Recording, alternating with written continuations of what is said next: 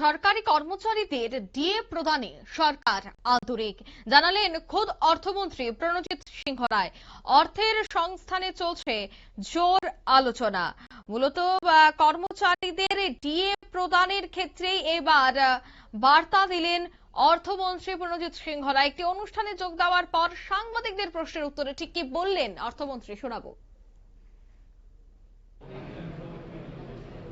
আমাদের রাজ্যটা ত্রিপুরা। আমাদের মাননীয় মুখ্যমন্ত্রী, আমাদের সরকার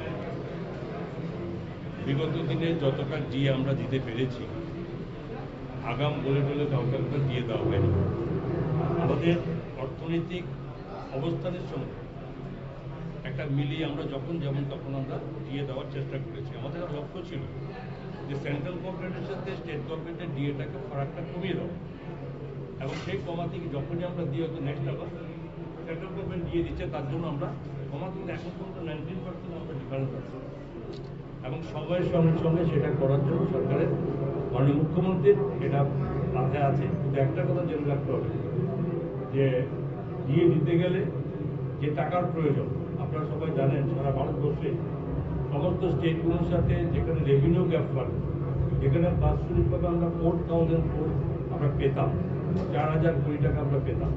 সেই 4,000 কোটি টাকা শুধু আমাদের নয়, সারা ভারতবর্ষের প্রত্যেকটা স্টেটের জন্য রেভিনিউ গ্যাপ তুলে দিয়েছে। অ্যাডভাইস করেছে সিক্সটিন ফিনান্স কমিশন, কি বলেছে যে প্রত্যেকটা স্টেট তার নিজের থেকে রোজগার, নিজের থেকে ওদের ইনকাম বাড়াও।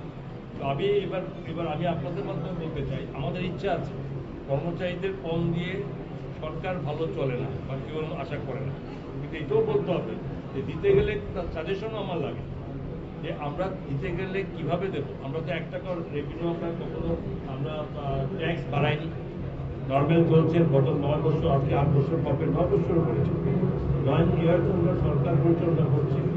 এখন পর্যন্ত আমরা একটা টাকা ট্যাক্স আমরা কারোর উপর চাপিয়ে দিই। তাহলে আমাদের ইনকাম কোথা থেকে আসবে, কীভাবে করবো, এটা নিয়ে গভীর আলোচনা চলছে, ডিসকাশন চলছে। মাননীয় মুখ্যমন্ত্রী ভাবছেন এবং মাননীয় প্রধানমন্ত্রী থেকে শুরু করে এবং যেখানে যা বলা যায় রাজ্যের আপনাদের এই অর্থনৈতিক অবস্থা আমরা তুলে ধরার চেষ্টা করেছি, এবং সেগুলো আগামী দিন দেখতে হবে এবং সেটা দেখার পরে আপনারা শুনলেন, অর্থাৎ কিভাবে আয় বাড়াতে হবে সে বিষয়টার দিকেও নজর দিতে হবে। তারপর ডিএ নিয়ে প্রধানমন্ত্রী এবং রাজ্যের মুখ্যমন্ত্রীরও চিন্তায় রয়েছে এই বিষয়টি, কারণ রাজ্য সরকার এই বিষয়টা যথেষ্ট আন্তরিক।